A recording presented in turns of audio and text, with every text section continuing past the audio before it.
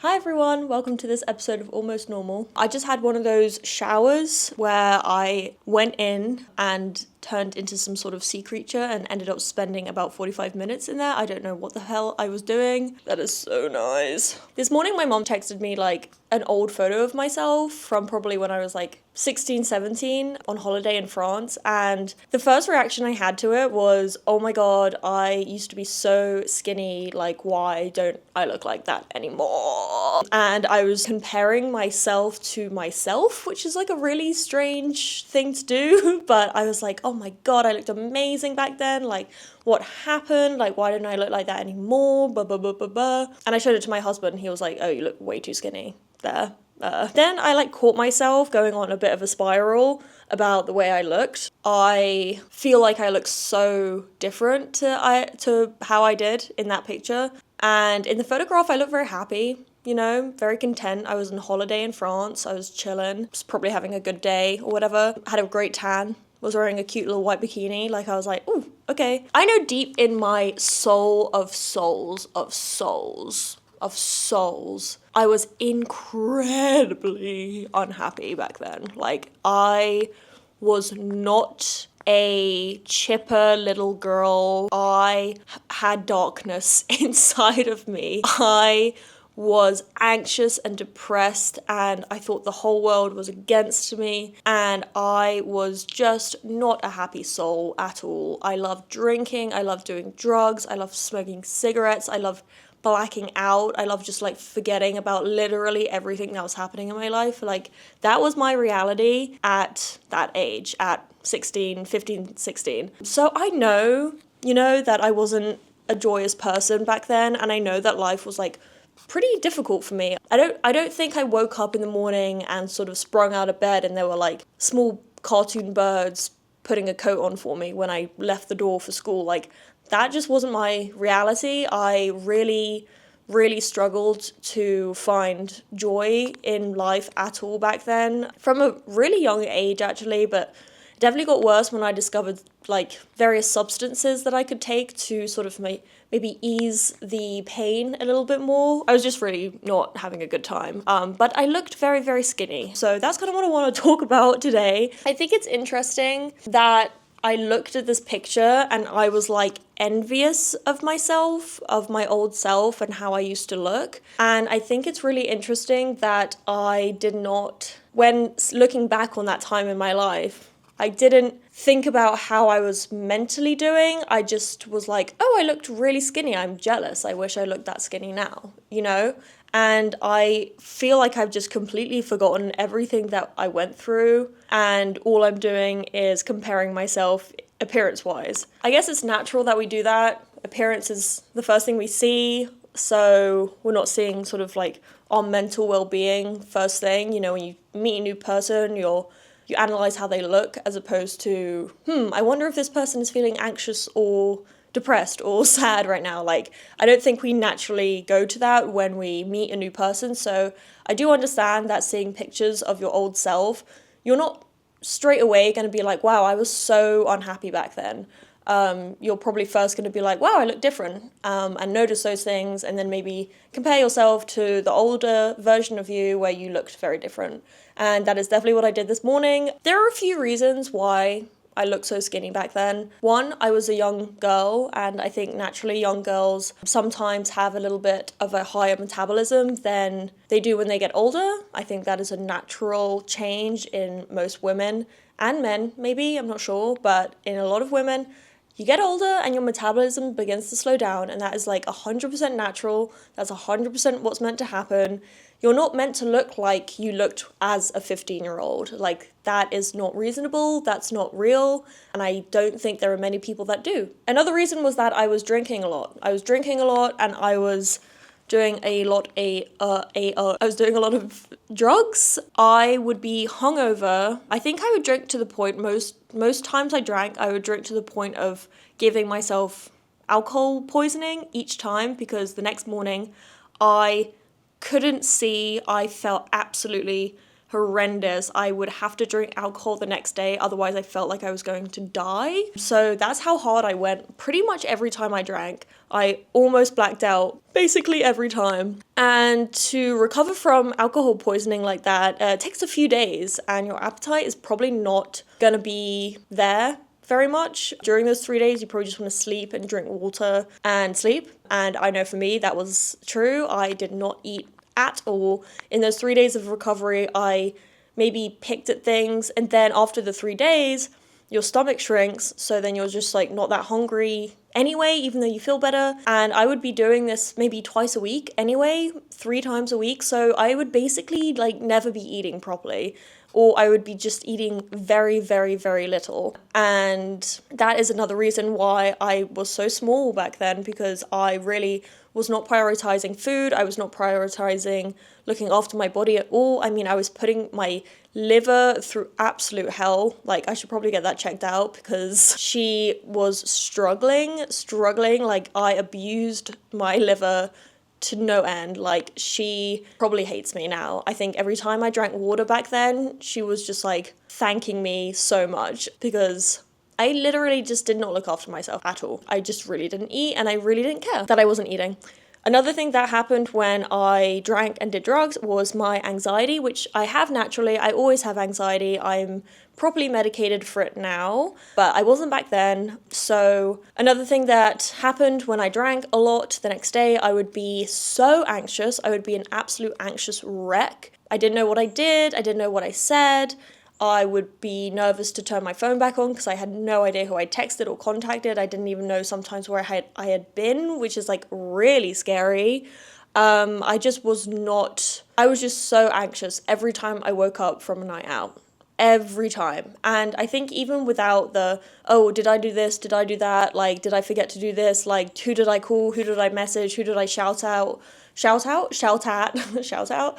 I think even without all of those things, alcohol is a depressant, and then the other things that I was doing, when you mix that with alcohol, your body is like going up and down, and so you're naturally just going to be super anxious when you wake up the next day. Even if you can remember every single thing that you did, like, I think putting any kind of toxin like that in your body is just going to make you anxious, make you nervous, make you more depressed. And so, as well as just feeling unwell physically, I felt very unwell mentally, and I just did not prioritize food. I didn't eat.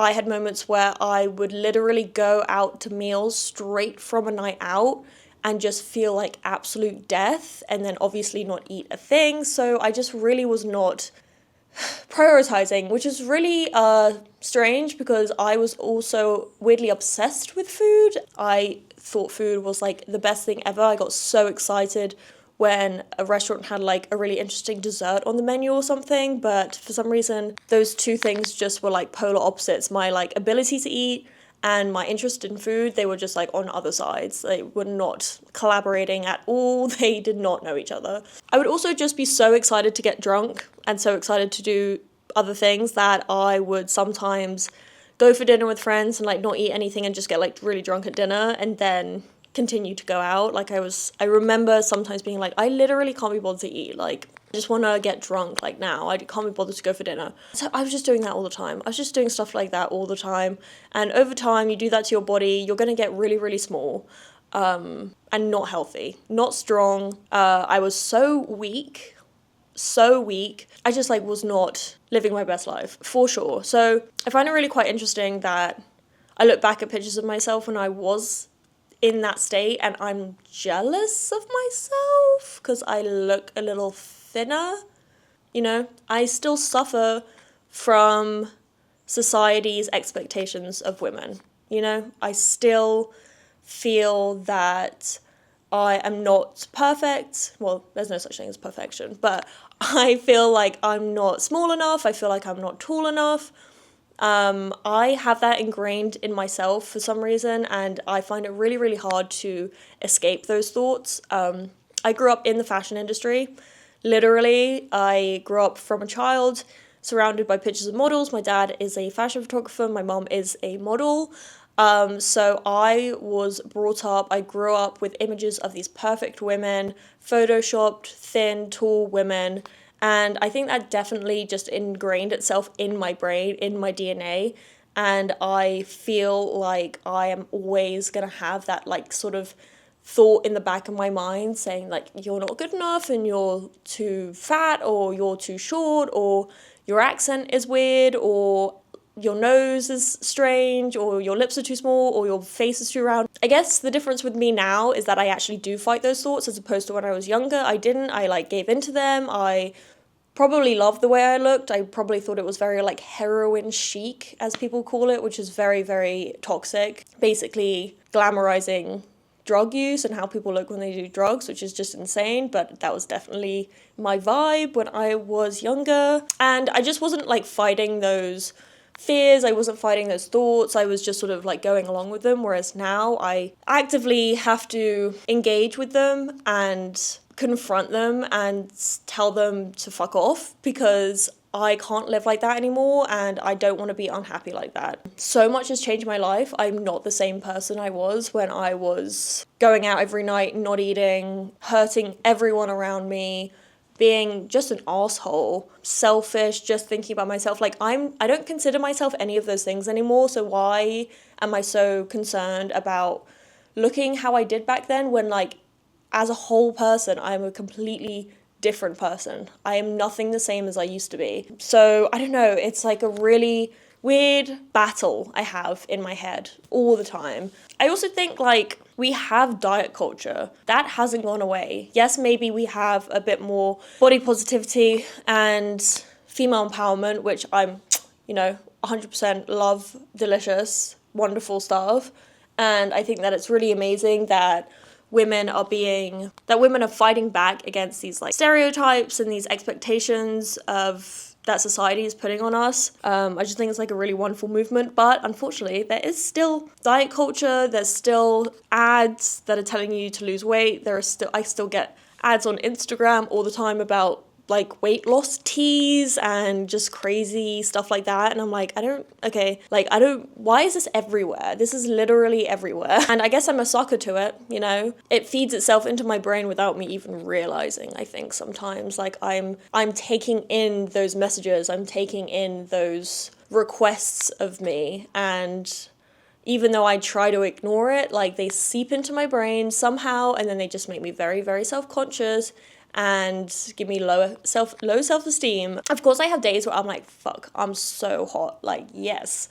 But I definitely have days where I'm like put on a baggy sweater and just like hide away from the world, 100%, like more often than not, I think, actually, I'm like that.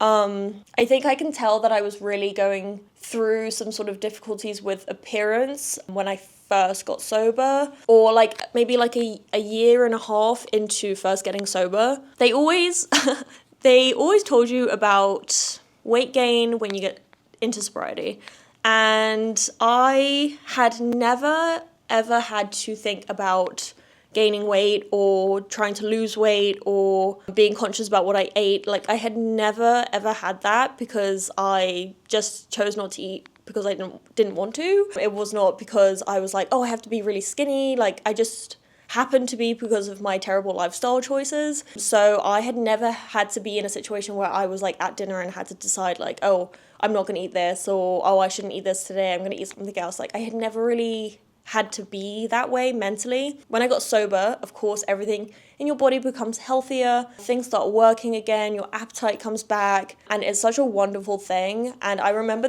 one of the first things that I was so grateful for in sobriety was the fact that my love for food could actually like come through now, and I could actually enjoy foods. When I moved to LA, it was so exciting because I think the food culture in LA is so interesting. And it's just like one of my favorite things ever to do. Go out and eat dinner or go to a special like dessert restaurant and eat something cool there. Like that stuff makes me so excited. I want to go to Japan so bad because of the food culture, and Korea. I want to go to those two places so bad, literally because of the food. And I remember that being the first thing I noticed about my mentality and something that I was so grateful for that I got back. It was just such a wonderful feeling to like have excitement about food. I was obsessed. I think when I started to apply for university, which happened pretty quickly after I got sober because I really was trying to take back my life after years of wasting it. So I think I applied for college like half a year after I decided to stop drinking. And that involved a lot of sitting, it involved a lot of essay writing, it involved a lot of me getting up from bed in the morning and then just moving to a sofa and then sitting there all day. Of course, I was sober, so I was eating properly, and a lot of different lifestyle changes came together at once, and so I started to gain weight in a way that I had not experienced before. Nothing major, nothing I was like, oh my god, what's going on, but definitely like changes in my body that I hadn't noticed before. Though I was sober, I still do suffer from a lot of mental illness. I have completely debilitating OCD and anxiety, very, very severe. And eventually, after I tried everything else to sort of ignore it or be like a normal human being, I decided to try medication. And I decided to try Lexapro. And I think Lexapro is one of those medications that doctors typically put patients on to start, because I don't know why, but I know a bunch of my friends who are also on medications all got prescribed Lexapro first and then they switched medications, so I don't really know. Maybe it works for most people.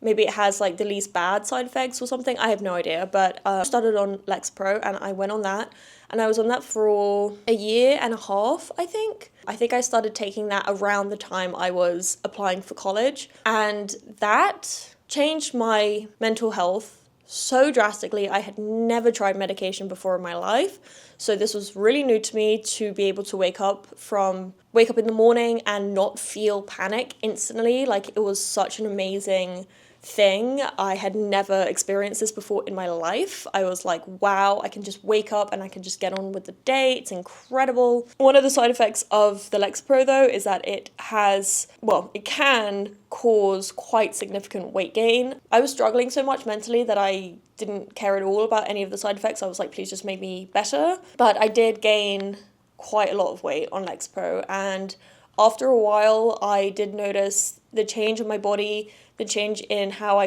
my sort of fitness level. I had to throw all my clothes away, and I was just gaining weight rapidly and in a way that kind of scared me, because I felt just so out of control of my body, because I had changed nothing in my life right when I started medication, but then I just, like, literally a week later I could see significant weight changes in me, and I was a bit like, oh, okay. But I just felt mentally so much better than I ever had, so I just kept going with it for a while, and I continued taking Lexapro, I think, into my first college year, maybe first and kind of a bit of second. I could definitely see that I was struggling with my appearance a lot.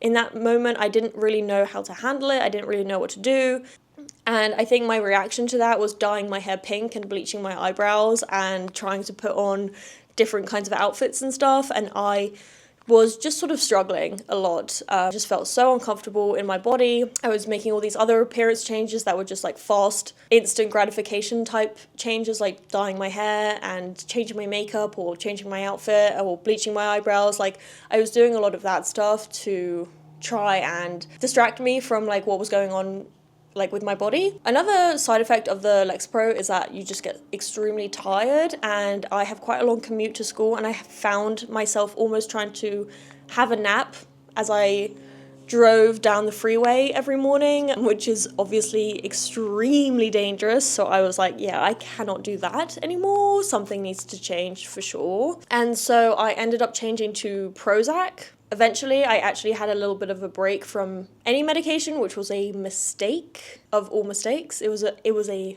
mistake. But I learned from my mistakes, and I will never be doing that again. Don't ever go off medication without telling your doctor first. That is a very, very silly and bad idea. Don't do that. But anyway, I did that. But eventually I went back onto Prozac. I went onto Prozac, and that seemed a much better fit for my body. It wasn't making me as tired and sluggish. I just felt a little bit more awake, but the anxiety was still at bay slightly. So that just ended up being a much better fit. The sort of drastic weight change definitely slowed down a bit. Once I changed to Prozac and I became a bit more of a human being, I really wanted to focus on wellness and just sort of doing everything I could to be the best version of myself, because I found that I would have these thoughts like, oh, I'm sober now, but I'm like just as unhappy, which obviously wasn't true. I was much, much more happy, but it's easy to forget mentally where you were years ago. It's hard to forget exactly how you were thinking and all your thought processes and stuff. So I started to be a bit like, oh, well, if I'm not as happy sober and I was happy when I was drinking, like, I'm just going to go back to that. And those are really, really dangerous, scary thoughts, because you're just sort of like, I mean, you're obviously deluded at that time, because as a 22-year-old, there's no reason I would have gotten sober unless it was like a really, really important decision that I had to do. Going to an AA meeting on a Friday night instead of going to the club, doing that by choice, that obviously means like things needed to change. Like I wouldn't have just randomly done that for fun. So I had to keep reminding myself that life is so much better. You wake up happy, you wake up without too much anxiety, you are productive, you do stuff for yourself, you do stuff for your friends. And I had to remind myself of that all the time. I wanted to talk about that today just because I was sort of like spiraling about how I looked this morning, and I don't typically spiral too much about it. Like, of course I do a little bit, but this morning I felt like I was spiraling and I was stuck on these thoughts about how I wish I looked the way I looked before, but it's just like, I'm just a completely different human being, and I think it is really important to recognize what your body needs, exercise-wise, food-wise. I think it's really important to treat yourself. You're doing such a good job, like, eat that fucking donut, eat that cake, donuts are my favorite, eat that pizza. Like, you have to decide for yourself, like, what is good and what is bad, but that it means what is good for your brain. Like, when I eat a Boston cream donut from Krispy Kreme's, like, I am happy because it is so delicious. But yeah, I don't know, I just wanted to talk about that today because it's really hard to be a woman as it is. So much judgment and madness around us that if we can just try and not to be our own enemy, that would be amazing, because the world is so horrible anyway, that if we can just be kind and nice to ourselves, then I think that life will just be easier. I think we'll be kinder to each other if we're just happy. And I think that, so though I feel sometimes uncomfortable in my body, there are some days where I absolutely love my body. I think it's incredible. I can't believe what it's been through, what I put it through, and it's still here for me. I love that I'm getting more of an adult figure, you know, like that picture of me as a child, like I look like a child. I don't want to look like a child now. I'm 26 years old, you know. I want a little bit of a curve. I want a little bit of a wobble. Like, that is what I want. But I think that society tells us that that's not correct. And I truly believe if it wasn't for society, I wouldn't even think twice about how I looked, because I have those days where I feel great. And then I go on Instagram or I go on TikTok or I go and see, you know, someone else. And I never compare myself to people I see in real life, by the way, as well. I always compare myself to pictures and posts and TikToks and YouTube videos. Like, I very rarely walk down the street and see someone and be like, oh God, I wish I look like that. Or so. It's very strange. I don't really know. It's very selective for me. But I don't know. What was the point of this video? I guess the point of this video was that I think it's easy to forget how you used to feel mentally. And you'll just look at pictures of yourself and you'll think of all the good things about that time and all the good things about how you looked. And I think that you have to remember that if you take a picture of yourself now and in 10 years you'll look back on that picture and say, wow, I look so amazing. But like, why can't we just say we look amazing now? You know? Yeah, I don't really know what the point of this video was. I think I just have never really discussed how much I've changed in sobriety. I've spoken about getting sober and stuff, but I think it's just an important thing to talk about. I know a lot of girls struggle when they get sober with weight gain and with changes in their body, and I completely understand that. It can be really scary, and it can be sort of a moment of letting go of who you used to be, and that's fine, and that is scary, and it can be scary, and I went through so much mourning of my old life And I still sometimes do, you know, I still sometimes think about my old self and I'm jealous of her and I, you know, wish I could just go out and go clubbing and be crazy, but it's just not who I am anymore.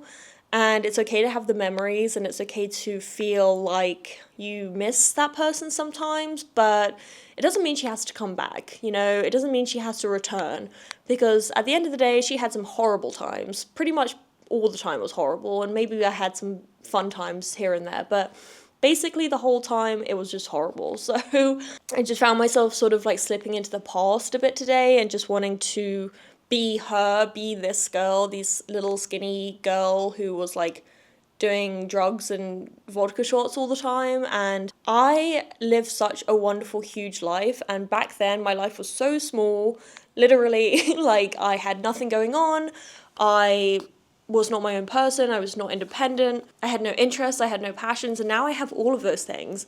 And it's like, okay, yeah, I gained a little bit of weight, I look a little bit different, but do you know how much different my life is now? Do you know how much better my life is now? I would wake up when I was younger and have nothing to do. I would just sit around and wait for nighttime until someone like wanted to go out and get drunk with me. Like, that is literally all my life was back then.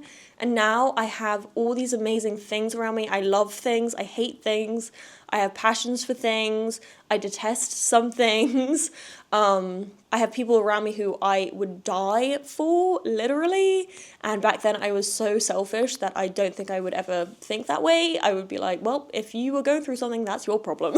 I am just not who I used to be at all. And I'm so thankful for that. And I think I just had to sit down and just remind myself that I don't want to be who I used to be at all. Like, maybe I'll never be satisfied with how I look, but I can definitely do the work and make myself the best version of myself I can be. And just because I look a bit different, that's okay, because I am much, much better. Again, I am not saying I'm perfect right now. I don't even think perfection exists.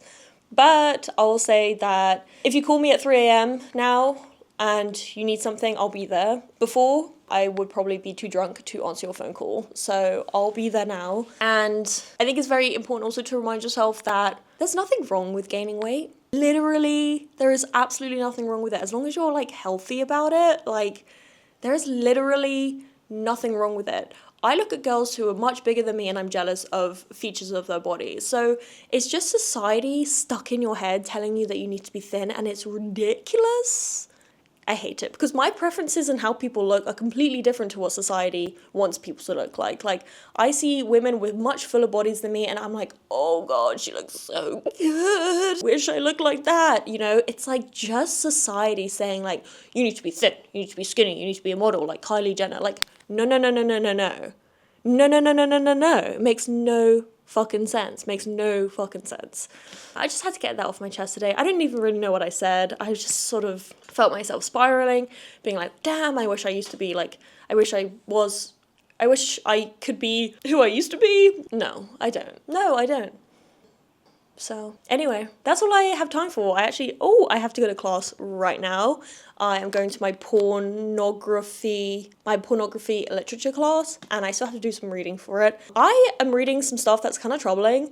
Honestly, it's like from the 1800s, but I'm like a little bit weirded out by it, but maybe I'll talk about that in another episode because it is quite interesting, but also like a bit creepy. So maybe we'll do like a pornography literature episode one day. I don't know. I have to learn a little bit more about it before I can actually talk about it. But anyway, I love you guys so, so much, and I will see you next time. And if you haven't subscribed, you have to subscribe. Don't forget to subscribe. It's really important to me, and it should be really important to you. So don't forget to subscribe, and I love you very much, and you're beautiful, and I love the way you look, you're sexy, and I want you to go into the mirror right now and pick a part of yourself that you're obsessed with. And it could be everything. It could be literally every part of you, but one thing, at least one thing, and you're like, oh, damn, that is so good. Love myself. Go do it now. Go do it right now. I'm going to do it right now. I have a mirror right here. All right, I love you guys. I'll see you next time. Love.